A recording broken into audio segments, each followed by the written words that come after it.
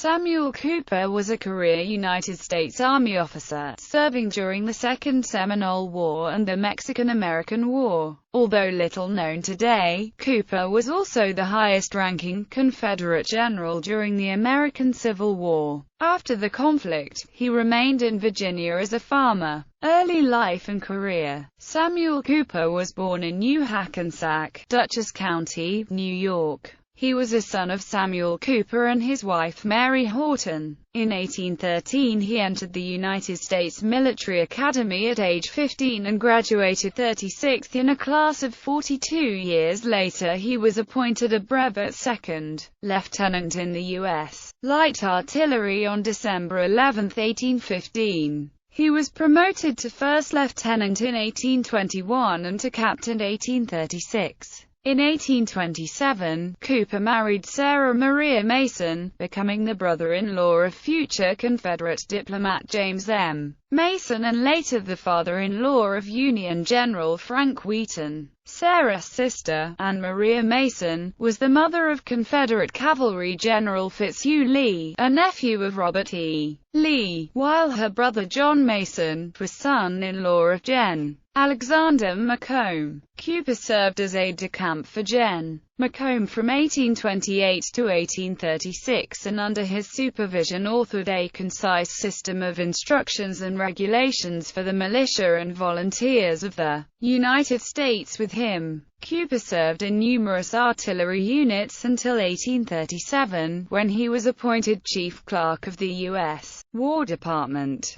In 1838 he received a brevet promotion to major and was appointed Assistant Adjutant General of the Army. 9 years later, with a brevet as lieutenant colonel, he served in the same capacity. Cooper's service in the Second Seminole War of 1841–42 was a rare departure for him from Washington, D.C. He was Chief of Staff for Carl William J. Worth, and after hostilities ended he returned to staff duty in Washington from 1842 to 1845. Cooper received a brevet promotion to colonel on May 30, 1848, for his War Department service in the Mexican-American War, and was promoted to the permanent rank of colonel in the regular army and appointed the Army's Adjutant General on July 15, 1852.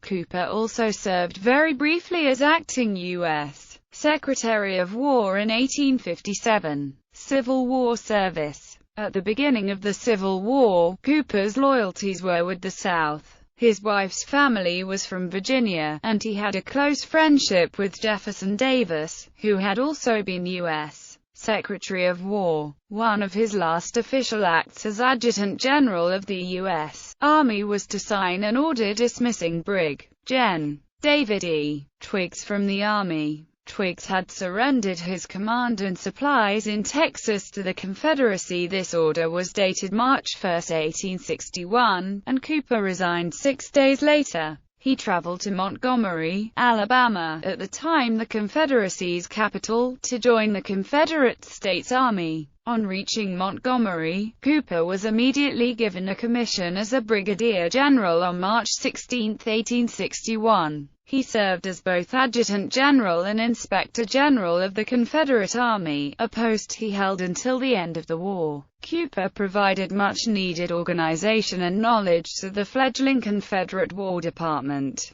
drawing on his years performing such duties as Adjutant General of the U.S. Army. On May 16, 1861, Cooper was promoted to full general in the Confederate Army. He was one of 5 men promoted to the grade at that time, and one of only 7 during the war, but with the earliest date of rank. Thus, despite his relative obscurity today, he outranked such luminaries as Albert Sidney Johnston, Robert E. Lee, Joseph E. Johnston, and P.G.T. Beauregard. Cooper reported directly to Confederate President Jefferson Davis. At the war's end in 1865, Cooper surrendered and was paroled on May 3 at Charlotte, North Carolina. Post-bellum life. Cooper's last official act in office was to preserve the official records of the Confederate Army and turn them over intact to the United States government.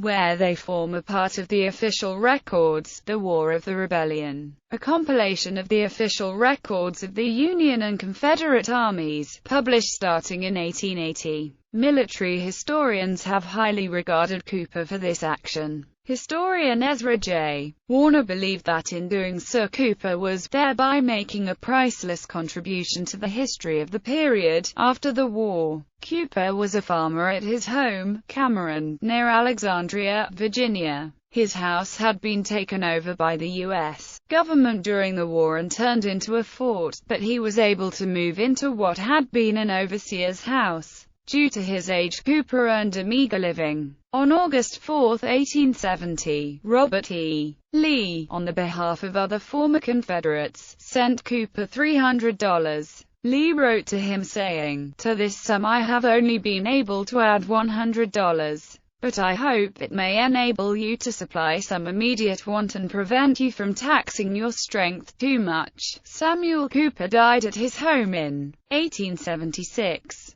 and is buried there in Christ Church Episcopal Cemetery. Selected works: A Concise System of Instructions and Regulations for the Militia and Volunteers of the United States, comprehending the exercises and movements of the infantry, light infantry, and riflemen, cavalry and artillery, together with the manner of doing duty in garrison and in camp, and for the forms of parades, reviews, and inspections, as established for the government of the regular army. Prepared and arranged by Brevet Captain S. Cooper, aide-de-camp and assistant adjutant general, under the supervision of Major General Alexander Macomb, commanding the Army of the United States.